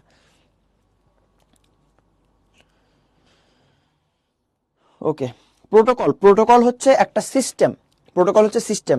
ধরো হাইপার টেক্সট ট্রান্সফার প্রোটোকল, অর্থাৎ টেক্সটটা কিভাবে ট্রান্সফার হবে, কি রুলস ফলো করবে, এইটাকে হচ্ছে প্রোটোকল। অনেক সময় বলো না যে হচ্ছে ওই যে অনেক ভিআইপি পার্সনদেরকে প্রোটোকল দেয়া হয়, এটা শুনছো কিনা যে অনেক ভিআইপি পার্সনকে প্রোটোকল দেয়া হয়? এটা প্রোটোকল দেওয়া হয় মানে কি, একটা সিকিউরিটি লেয়ার ক্রিয়েট করে দেওয়া হয়, অর্থাৎ তুমি চাইলেই ওনার কাছে সহজে যাইতে পারবে না। ওনার কাছে যাইতে হলে তোমার ওনার সামনে কয়েকটা ব্যারিয়ার আছে, ওনার পার্সোনাল সিকিউরিটি আছে, পুলিশ আছে, দেন হচ্ছে আর্মি আছে। তো এইরকম প্রোটোকল, সিকিউরিটি, এগুলাকে মেনটেন করে তোমাকে যাইতে হবে, এটাকে বলে প্রোটোকল। একটা নির্দিষ্ট চেইন অফ কমান্ড, একটা নির্দিষ্ট প্রসিজার ফলো করে তোমার কোনো একটা জায়গায় যাইতে হবে, এমনি তুমি যাইতে পারবে না, এটাই প্রোটোকল। আইসিটিতে সিকিউ আছে, হ্যাঁ সিকিউ আসছে তো। আচ্ছা, সিকিউ মেবি নাই, তোমাদের মনে হয় একটু চেঞ্জ করছে, সেটা হচ্ছে যে এমসিকিউ আর শর্ট কোশ্চেন মনে হয়, I am not sure actually, দেখতে হবে। ওকে, সো তারপরে এবার আসো, আমরা এটা দেখলাম। তো ওইটাই বলছে যে মার্ক জাকারবার্গ এবং তার 4জন বন্ধু মিলে কি করছে, ফেসবুক বের করছে।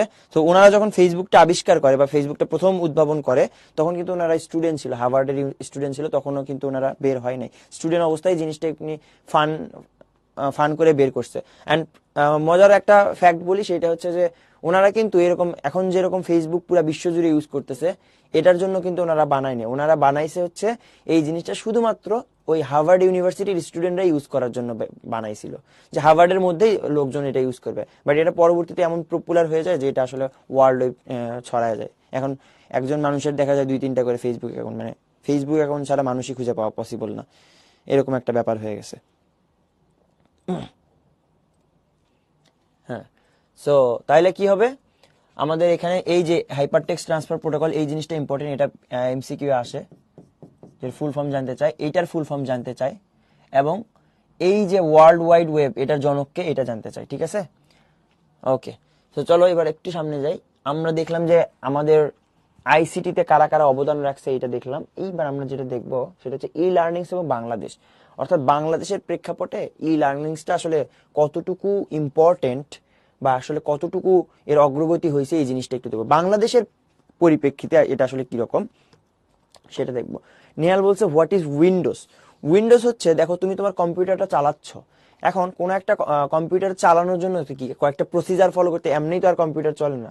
লাইক ধরো তোমার ফোনে, তোমার ফোন কিরকম, অ্যান্ড্রয়েড ফোন, অ্যান্ড্রয়েড ফোনের কয়েকটা নির্দিষ্ট রুলস অ্যান্ড রেগুলেশন আছে যে এইটা করলে এটা হবে। দেখো তোমার ডিফারেন্ট ডিফারেন্ট মডেলের ফোন, ডিফারেন্ট ডিফারেন্ট কোম্পানির ফোন, কিন্তু সবগুলো কিন্তু অ্যান্ড্রয়েড ফোন, তাই না? সবগুলোতে এরকম গুগল আছে, তারপর হচ্ছে ইউটিউব আছে, বাট সব কি মানে ধরো তুমি স্ক্রল আপ করতেছো, এরকম করে স্ক্রল আপ করতেছো, স্ক্রল ডাউন করতেছো, বেশ কিছু কমন ফিচার আছে যেই জিনিসগুলোকে আমরা বলতে হচ্ছে অপারেটিং সিস্টেম। কিভাবে তুমি ফোনটাকে অপারেট করতেছো, সেই সিস্টেম, অপারেটিং সিস্টেম। সো এই কম্পিউটারকে অপারেট করার জন্য এরকম কয়েকটা অপারেটিং সিস্টেম আছে, যার মধ্যে উইন্ডোজ একটা। তারপর ম্যাকের জন্য ম্যাক ওএস, যারা অ্যাপেলের কম্পিউটারের জন্য ম্যাক ওএস। তারপর লিনাক্স নামের একটা অপারেটিং সিস্টেম আছে, উইন্ডোজ একটা অপারেটিং সিস্টেম আছে। সো ওই উইন্ডোজের আবিষ্কারক হচ্ছে কে, বিল গেটস। ওকে, তো তোমরা তো অনেক জানো যে আইফোনের জন্য হচ্ছে আইওএস, তারপর হচ্ছে লিনাক্স, এই যে অনেকেই বলতেছো কালি লিনাক্স। হ্যাঁ, উনি কেন ফেমাস, ওনার বন্ধুরা ফেমাস কেন না? কারণ ওনার আইডিয়াটা হচ্ছে মেইন, ওনারই আইডিয়াটা ছিল, উনি বেশি হার্ডওয়ার্কটা করছে, বুঝছো? ওনার কন্ট্রিবিউশনটা বেশি, বেসিক্যালি উনি আইডিয়াটা জেনারেট করছে, উনি কাজটা করছে। ওনার ফ্রেন্ডদেরকে, আমি যতটুকু শুনছি যে ওনার কয়েকজন ফ্রেন্ডকে ডাকছে যে এই জিনিসটা করার জন্য, বাট অনেকগুলো ফ্রেন্ড রাজি হয় নাই আর কি, ওনারা চলে গেছে। আর এই বাকি 3-4জন ফ্রেন্ড থেকে গেছে ওর সাথে কাজ করার জন্য। সো দেখো এই 3-4জন কিন্তু অনেক লাভবান হয়ে গেছে, তাই না? আর বাকি যারা মানে ভাবছে যে আরে এই আইডিয়া তো ফেল করবে, এটা কি ভুয়া আইডিয়া, ওনারা কি এখন রিগ্রেট করতেছে, যদি সাথে থাকতাম, রাইট? ওকে, দেখো এখানে কি বলছে, দেখো একটু খেয়াল করি। বিশ্বের জনপ্রিয় শিক্ষকরা অনলাইনে সহজে পাঠদান করে থাকেন। তথ্য ও যোগাযোগ প্রযুক্তি নির্ভর এই পদ্ধতিকে বলা হয় ই লার্নিং। তথ্য ও যোগাযোগ প্রযুক্তি নির্ভর এই পদ্ধতিকে বলা হচ্ছে ই লার্নিং। অর্থাৎ এই যে আমি তোমাদেরকে এখন ক্লাস নিচ্ছি, আমি কি তথ্য যোগাযোগ প্রযুক্তির ইউজ ছাড়া ক্লাস নিতে পারতেছি? বলো। তথ্য যোগাযোগ প্রযুক্তির ইউজ ছাড়া কিন্তু আমি ক্লাস নিতে পারবো না। এই যে বোর্ডটা ইউজ করতেছি, স্মার্ট বোর্ড, এই বোর্ডটা কিন্তু একটা তথ্য যোগাযোগ প্রযুক্তির অবদান না? অবভিয়াসলি একটা অবদান। ক্যামেরা ইউজ করতেছে, যেটা দিয়ে তোমরা মানে আমাকে রেকর্ড করা হচ্ছে and তোমরা সেটা দেখতে পাচ্ছ। সেইটাতে কি আসলে তথ্য যোগাযোগ প্রযুক্তি আছে? অবভিয়াসলি ইলেকট্রনিক্স একটা জিনিস। আবার আমার এই ভিডিওটা তোমার ওয়্যারলেস, কোনো ওয়্যার্ড কোনো কানেকশন নাই, তোমার কাছে পৌঁছে যাচ্ছে, ইন্টারনেট কাজ করতেছে।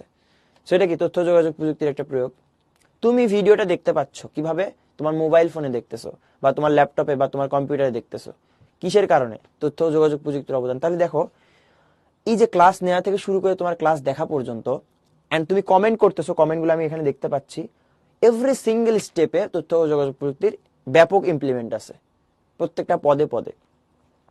সো এটাই বলছে যে তথ্য যোগাযোগ প্রযুক্তি নির্ভর, অর্থাৎ এই যে তথ্য যোগাযোগ প্রযুক্তির উপর নির্ভর করে যে আমরা এই শেখার যে প্রসেসটা চালু করছি বা আমি তোমাকে শেখাচ্ছি, এই প্রসেসটাকে আমরা বলতেছি ই লার্নিং।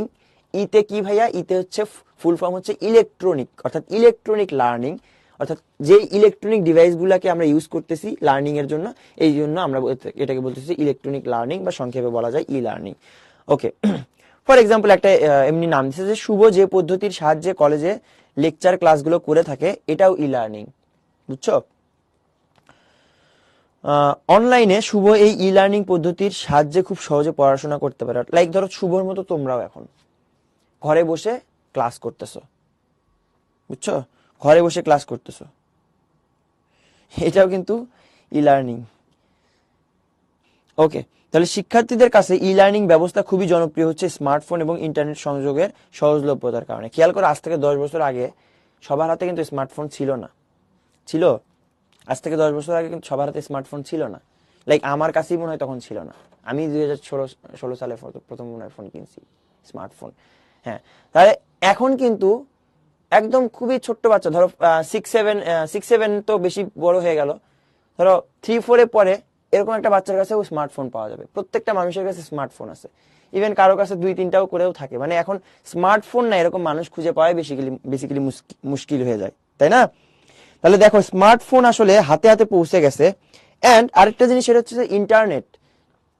তুমি বাসায় আসো, তোমার বাসায় ওয়াইফাই আছে, স্কুলে যাচ্ছ সেখানে ওয়াইফাই, কলেজ রেস্টুরেন্টে খাইতে যাচ্ছ সেখানে ওয়াইফাই, তারপরে কোথাও ঘুরতে যাচ্ছ, যে টুরিস্ট স্পটে গেছো ওইখানে ওয়াইফাই, প্রত্যেকটা জায়গায় ওয়াইফাই। ইভেন এখন তো জার্নি করার সময় বাসেও ওয়াইফাই দিয়ে দেয়।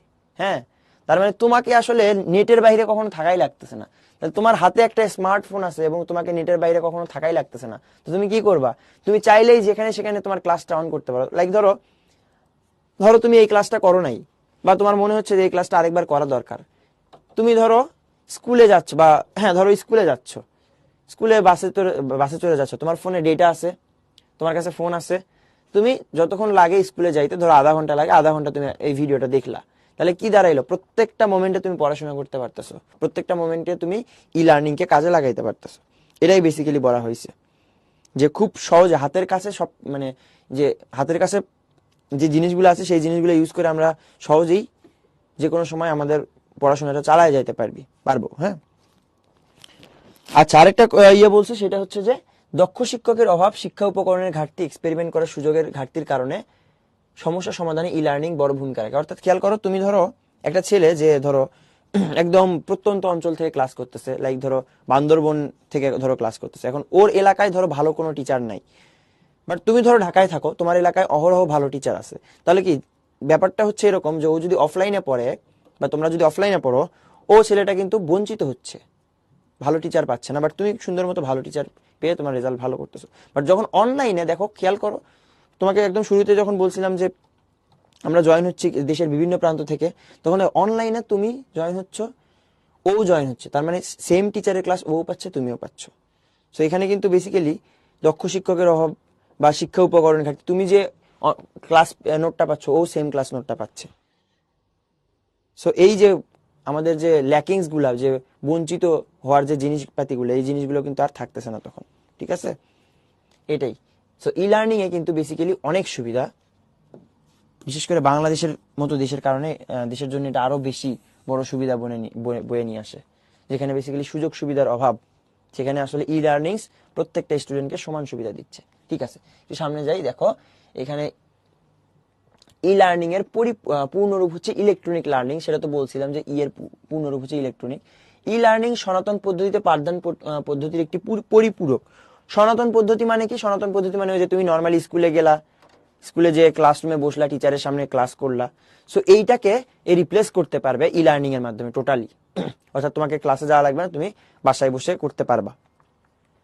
ওকে, ঠিক আছে, তারপরে যাই, দেখো ই গভর্নেন্স এবং বাংলাদেশ। গভর্নেন্স কি? এই যে সরকারি যে কর্মকাণ্ডগুলো, এগুলো হচ্ছে আমরা গভর্নেন্স বলতেছি। সামনে ই আছে মানে আমরা অনলাইনে সরকারি যে কর্মকাণ্ডগুলো করতেছি, এইটা হচ্ছে আমাদের ই গভর্নেন্স। আচ্ছা, ই গভর্নেন্সের মূল বিষয় কি ভাইয়া? নাগরিকের জীবনমান উন্নতি করা এবং হয়রানি মুক্ত রাখা। ই গভর্নেন্সের কয়েকটা উদাহরণ দেই। ধরো তুমি তোমার স্কুল বোর্ডের রেজাল্ট দেখো না, তোমাদের এসএসসি রেজাল্ট অবভিয়াসলি দেখবা। সো এটা কি একটা সরকারি একটা কর্মকাণ্ড, সেটা তুমি দেখতে পারতেছো ওয়েবসাইটে যে। আবার ধরো তোমার তুমি যখন ভোটার হবা, তখন ভোটারের জন্য অ্যাপ্লাই করতে হয়, তো সেটা তুমি অনলাইনে করতে পারবা। আবার ধরো তুমি গাড়ির ড্রাইভিং লাইসেন্স করতে চাচ্ছ, সেক্ষেত্রে অনলাইনে তোমাকে আবেদন করতে হবে। তো এই যে তোমার নাগরিক সুবিধা যেগুলা, এই নাগরিক সুবিধাগুলো যদি অনলাইনে না দেওয়া হইতো, তখন কি করা লাগতো? কোথাও যে লাইন ধরে দেওয়া লাগতো। তারপর ধরো এই যে যেমন বিদ্যুৎ বিল, গ্যাস বিল, পানির বিল, এগুলো আগে কি ব্যাংকে যে লাইন ধরে দেওয়া লাগতো, বাট এখন 24 ঘন্টা, দিনের 365 দিন 24 ঘন্টা এনি টাইম তুমি কিন্তু ফোনের মাধ্যমে বা কার্ডের মাধ্যমে তুমি পে করে ফেলতে পারতেছো, তাই না? তোমাকে আর ওই যে সপ্তাহে শুক্রবার শনিবার বন্ধ, ওই জন্য ওয়েট করা লাগবে না। আবার হচ্ছে ব্যাংকে তো নর্মালি 4 দিন থেকে 9টা থেকে 4টা পর্যন্ত খোলা থাকে, তারপরে তো ব্যাংক বন্ধ হয়ে যায়। ধরো তারপরে তোমার টাকার প্রয়োজন, তখন তুমি টাকা কই পাবা? এই যে এটিএম বুথ আছে, এটিএম বুথে তুমি 24 ঘন্টায় খোলা পাবা, ওখানে কার্ড পাঞ্চ করবা, ওখান থেকে টাকা বের হয়ে চলে আসতেছে। এই যে তার মানে কি, এগুলো প্রত্যেকটা জিনিস আসলে কি তথ্য ও যোগাযোগ প্রযুক্তির প্রয়োগ না? তথ্য ও যোগাযোগ প্রযুক্তির প্রয়োগ। এগুলা ইউজ করে তাহলে কিন্তু আমরা ইজিলি আমাদের লাইফটাকে সহজ করে ফেলতে পারি। আমাদের অনেক দিনের ওয়েট করা লাগতেছে না, আমাদের হ্যাসেল কমে যাচ্ছে অনেক। ঠিক আছে, ওকে। সো আরেকটু সামনে এবার ধরো আমাদের কয়েকটা কোয়েশ্চেন সলভ করি। দেখো, আধুনিক কম্পিউটারের জনক, এগুলো এমসিকিউ একটু জানাও তো আমাকে, সাথে সাথে একটু কোয়েশ্চেন অ্যান্সার করে ফেলো। দেখো কি বলছে, এ এ এ সবাই আছে। আধুনিক কম্পিউটার জনককে চার্লস বেবেজ, এক্স্যাক্টলি, আমরা কিছুক্ষণ আগে পড়ছি। ইন্টারনেটে পণ্য কেনাকাটার পদ্ধতির নাম কি? বলো, কি কি হবে? বি, সরি, আমি 2 নাম্বার কোয়েশ্চেনের অ্যান্সার কি হবে? 2 নাম্বার কোয়েশ্চেনের অ্যান্সার কি হবে? বি বি বি, এ বলতেছে, আচ্ছা বি। হ্যাঁ, এটার অ্যান্সার হবে হচ্ছে বি, ই কমার্স। অর্থাৎ অনলাইনে যে কেনাকাটা, এটা হচ্ছে কমার্স। আর হচ্ছে যেহেতু অনলাইনে করতেছি, সেই জন্য এটা একটা electronics, so e commerce. Microprocessor কত সালে আবিষ্কৃত হয়? মাইক্রোপ্রসেসর আবিষ্কার হচ্ছে 1971 সালে।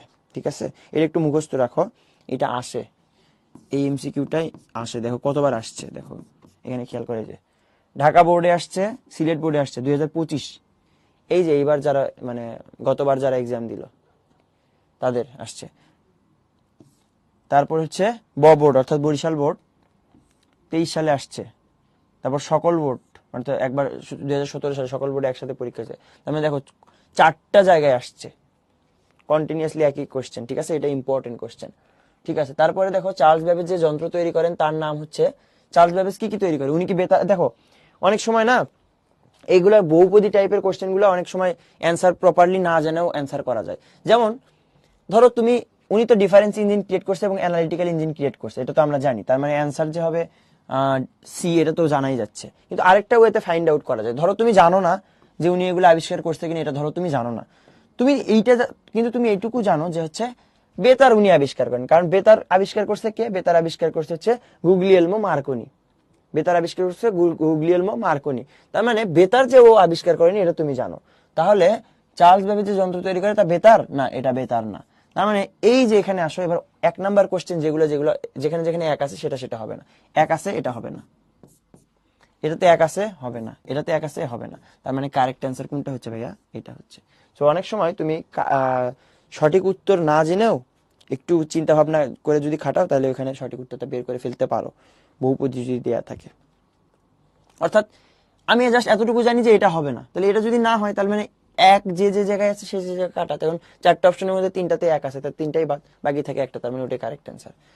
ইলেকট্রনিক পদ্ধতিতে সেবা প্রদানকে কি বলা হয়? দেখো সেবা প্রদান, এটাকে আমরা কি বলি? সার্ভিস।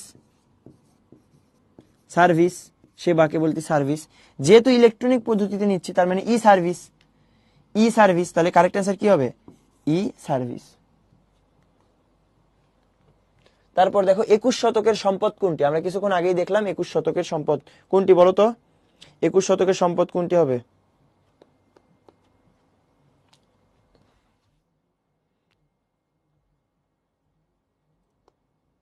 সি সি সি সি সি, হ্যাঁ 21 শতকের সম্পদ হচ্ছে জ্ঞান, রাইট। আসো পরের কোয়েশ্চেনে যাই। নিচের কোনটি গ্লোবালাইজেশন এবং ইন্টারন্যাশনালাইজেশন কে ত্বরান্বিত হওয়ার কারণ? কোনটি গ্লোবালাইজেশন এবং ইন্টারন্যাশনালাইজেশন ত্বরান্বিত হওয়ার কারণ? অর্থাৎ গ্লোবালাইজেশন তো বুঝোই, গ্লোবালাইজেশন মানে হচ্ছে পুরা পৃথিবীটাকে একটা হাতের মুঠোয় চলে আসা। অ্যান্ড ইন্টারন্যাশনালাইজেশন কি জিনিস ভাইয়া? এই ইন্টারন্যাশনালাইজেশন মানে হচ্ছে আন্তর্জাতিকীকরণ। আন্তর্জাতিকীকরণ অর্থাৎ একটা এক্সাম্পল ধরো দেই, ধরো কোনো একটা কাজের জন্য একটা লোক লাগবে। কোনো একটা কাজের জন্য ধরো তুমি একটা ওয়েবসাইট বানাবা, বা ধরো তুমি একটা গেম বানাবা। এখন তুমি গেম বানাইতে পারো না কিভাবে গেম বানাইতে হয়, সো তুমি একজন প্রোগ্রামারকে নিলা বা কোডারকে নিলে, যে হচ্ছে তোমাকে গেমটা বানায় দিবে তোমার হয়ে। সবকিছু তোমার থাকবে, ডিজাইন তোমার থাকবে, তুমি যেটা বলবো ও সামনে বানায় দিবে। তুমি জাস্ট বানাইতে পারো না, আইডিয়া তোমার মাথায় আছে। তো তুমি কি করতেছো? তুমি বাংলাদেশ থেকে না নিয়ে তুমি ইউএসএ থেকে একজন দক্ষ এক্সপার্টকে নিলা, ওকে টাকা দিলা, ও কাজটা করে দিল। আবার অনেকে ধরো অনলাইন কোর্স কেনে, তাই না? ধরো টিচার হচ্ছে রাশিয়ার টিচার, তুমি বাংলাদেশে বসে ওনার কোর্স করতেছো। আবার এরকম হইতে পারে যে একজন বাংলাদেশে বসেই, অনেকে আসে না যে বাংলাদেশে থেকেই বিশ্বের বাহিরের দেশের কোম্পানিগুলোতে কাজ করে, ধরো বাংলাদেশে বসে বসেও গুগলে জব করতেছে, এরকম হইতে পারে। তার মানে ও থাকে এক জায়গায়, জব করে আরেক জায়গায়। কিসের মাধ্যমে? এগুলা অনলাইনের মাধ্যমে কাজ করতেছে। তাহলে খেয়াল করো, এই যে দেশের গণ্ডির ভিতরে কেউ সীমাবদ্ধ থাকতেছে না, দেশের গণ্ডির ভিতরে সীমাবদ্ধ থাকতেছে না, এটাকে আমরা বলতেছি হচ্ছে ইন্টারন্যাশনালাইজেশন। বুঝছো? তাহলে গ্লোবালাইজেশন আর ইন্টারন্যাশনালাইজেশন মোটামুটি সেম জিনিস, বাট একটু ডিফারেন্স। সেটা হচ্ছে গ্লোবালাইজেশন মানে হচ্ছে তোমাকে বিশ্বটা হাতের মুঠোয় আসতেছে, আর ইন্টারন্যাশনালাইজেশন মানে হচ্ছে দেশটাকে মানে আর গণ্ডির ভিতরে না ভাবা, পুরা দেশটা বেসিক্যালি তুমি চাইলে যে কোনো জায়গায় অ্যাক্সেস করতে পারতেছো, এটা বোঝাচ্ছে। এক দেশে থেকে আরেক দেশে অ্যাক্সেস করতে পারতেছো, এটাই। সো এগুলোর ত্বরান্বিত হওয়ার একমাত্র কারণ কি? এগুলো ত্বরান্বিত হওয়ার একমাত্র কারণ তথ্য ও যোগাযোগ প্রযুক্তি। কারণ তথ্য ও যোগাযোগ প্রযুক্তি না থাকলে ইন্টারনেট থাকতো না, ফোন থাকতো না, অর্থাৎ ওই যে চিঠি দিয়ে যোগাযোগ করা লাগতো। ওকে, তারপর অনলাইনে পণ্যের মূল্য পরিশোধ করার মাধ্যম হলো, এটা তোমাদের হচ্ছে কুইজ। একটু কুইজে ঝটপট অ্যান্সার দিয়ে ফেলো দেখি, এটা কি হবে? সবাই দ্রুত অ্যান্সার দিয়ে ফেলো দেখি, এটা অ্যান্সার কি হবে?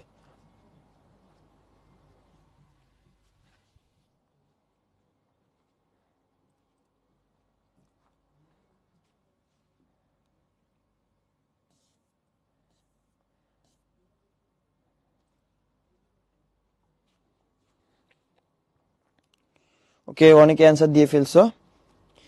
ওকে, তো দেখো এটা একটু সলভ করে দেখি।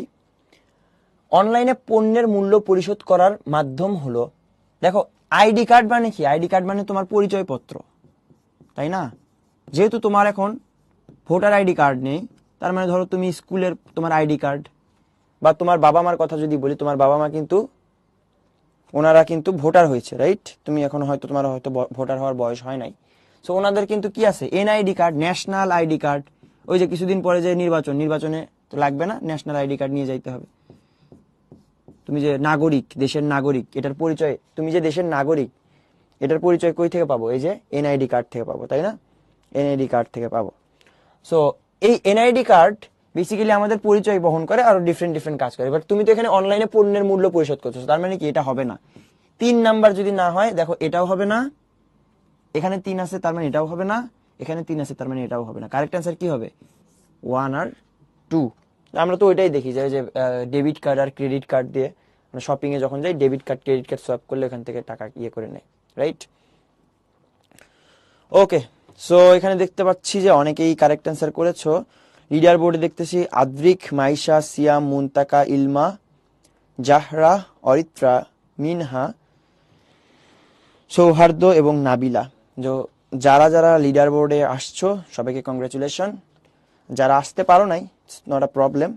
আমরা পুরা কোর্স জুড়েই প্রত্যেকটা ক্লাসে এরকম অসংখ্য কুইজ রাখবো, সো তোমরা ওখানে ট্রাই করবা, সো দ্যাট তোমরা কারেক্ট অ্যান্সারটা দিতে পারো। ওকে, সো এই ছিল হচ্ছে আমাদের কুইজ। আমাদের নেক্সট যে দেখো তিনটা সংক্ষিপ্ত কোয়েশ্চেন দেয়া আছে, যে গ্লোবালাইজেশন এবং ইন্টারন্যাশনালাইজেশন বলতে কি বোঝায়। জাস্ট কিছুক্ষণ আগে তোমাদেরকে ব্যাখ্যা করলাম, তাই না? কিছুক্ষণ আগে ব্যাখ্যা করলাম যে গ্লোবালাইজেশন কি জিনিস ভাইয়া, যে এখন আসলে ইন্টারনেটের মাধ্যমে কানেকশন এত রিচ করছে, এত সুন্দর কানেকশন হয়ে গেছে যে তুমি আসলে দেশে বসে বাইরের দেশের খবর পেয়ে যাচ্ছ সবকিছু, মানে দেশটা মানে বাইরে পুরো পৃথিবীটা মনে হচ্ছে তোমার হাতের মুঠায় চলে আসছে। সো এটাকে আমরা কি বলতেছি ভাইয়া? গ্লোবালাইজেশন। আর ইন্টারন্যাশনালাইজেশন তো বুঝাইলামই, যে আসলে দেশের গুন্ডিটা আসলে এখানে ম্যাটার করে না, তুমি এক দেশ থেকে আরেক দেশে সবকিছু করতে পারতেছো আর কি। আচ্ছা, ই লার্নিং এর সুবিধা কি? ই লার্নিং এর সুবিধা কি বলো তো? দেখো, ই লার্নিং এর সুবিধা হচ্ছে ফার্স্ট অফ অল তুমি দেশের প্রত্যেকটা স্টুডেন্ট সেম কোয়ালিটির কন্টেন্ট পাচ্ছে, একই টিচারের কাছে ক্লাস করতে পারতেছে। এবং ই লার্নিংসে তোমার এখানে অনেক রিসোর্স পাওয়া যায়, ঠিক আছে? তোমার একটা জিনিস বুঝতে অসুবিধা হচ্ছে, তুমি ইউটিউবে এরকম সার্চ দিলে অনেক সেম জিনিসের অনেক কিছু পেয়ে যাবা, অনেক কন্টেন্ট তুমি এখানে পেয়ে যাচ্ছ। তারপর ফার্স্ট অফ অল তোমার এখানে যাতায়াত কস্টিং লাগতেছে না, যাতায়াতের সময় বেঁচে যাচ্ছে। সেরকম আরো ডিফারেন্ট সুবিধা আছে, সেগুলো আমরা অলরেডি ব্যাখ্যা করে আসছি, তাই না? তারপর ই গভর্নেন্সে বাংলাদেশ পিছিয়ে কেন? বাংলাদেশের যে ই গভর্নেন্স, এগুলো আসলে এতটাও উন্নত না। অর্থাৎ তুমি যদি খেয়াল করে দেখো, সরকারি ওয়েবসাইট গুলা অনেক খুব একটা ভালো না, খুব একটা এনরিচড না, একটু স্লো টাইপের হয়। তারপর তোমার হচ্ছে অনেকজন মানুষ একসাথে অ্যাক্সেস করতে গেলে এখানে একটু ক্র্যাশ করে। তো এইগুলা কেন? বিকজ অফ প্রপার মেইনটেনেন্স করা হয় না, এগুলাতে প্রপার ইনভেস্ট করা হয় না টাকা, এবং তোমার হচ্ছে যে লোকবল, এগুলো আসলে ইনভেস্ট করা হয় না। অ্যান্ড দেন ফাইনালি যদি বলি, এগুলোর জন্য মেইনটেইন করার জন্য দক্ষ লোকের প্রয়োজন। এই জিনিসগুলা এখানে তোমার ইমপ্লিমেন্ট করা হয় না। দ্যাট ইজ ওয়াই বেসিক্যালি এই জিনিসগুলা এখনো পিছিয়ে পড়ে আছে, রাইট? আর দেখবা যে হচ্ছে এখনো প্রপারলি গভর্নমেন্টের যে কাজগুলো, এগুলো প্রপারলি অনলাইনে হয় না। ম্যাক্সিমাম কাজই দেখা যায় যে অফলাইনে বা অফিসে যেই করতে হয়। ওকে, সো এই ছিল হচ্ছে আমাদের ক্লাস আজকের। তো তোমাদের জন্য দুইটা বাড়ির কাজ আছে, সেটা হচ্ছে ই লার্নিংস এর সীমাবদ্ধতা। আমরা তো দেখলাম ই লার্নিংস এর সুবিধা কিরকম। সো আজ তোমাদের বাড়ির কাজ থাকবে হচ্ছে ই লার্নিংস এর সীমাবদ্ধতা কি, এবং বাংলাদেশের প্রেক্ষাপটে ই লার্নিংস এর যথার্থতা ব্যাখ্যা করা। অর্থাৎ বাংলাদেশে আসলে ই লার্নিংসটা কি আসলেই গুরুত্বপূর্ণ কিনা, বা এটা আসলে কাজে দেয় কিনা, বা এটা আসলে কতটুকু যথার্থ বাংলাদেশের জন্য, এটা ব্যাখ্যা করবা, ঠিক আছে? সো এই ছিল হচ্ছে আমাদের আজকের ক্লাস। তোমরা হচ্ছে এই যে ইউটিউব চ্যানেলগুলোতে সাবস্ক্রাইব করে ফেলবা, পাবলিক গ্রুপে জয়েন করে ফেলবা, বিকজ এখানে প্রচুর ডিসকাশন হয়। তোমার কোনো প্রবলেম থাকলে এখানে দিতে পারো। এখানে তোমাদের মতোই ফ্রেন্ডরা আরও থাকবে, তারা জিনিসগুলো নিয়ে বেসিক্যালি আলাপ আলোচনা করবে। টিচাররাও থাকবে, অ্যান্সার দিয়ে দেয়। সো এই ছিল আজকের ক্লাস, দেখা হচ্ছে পরবর্তী ক্লাসে।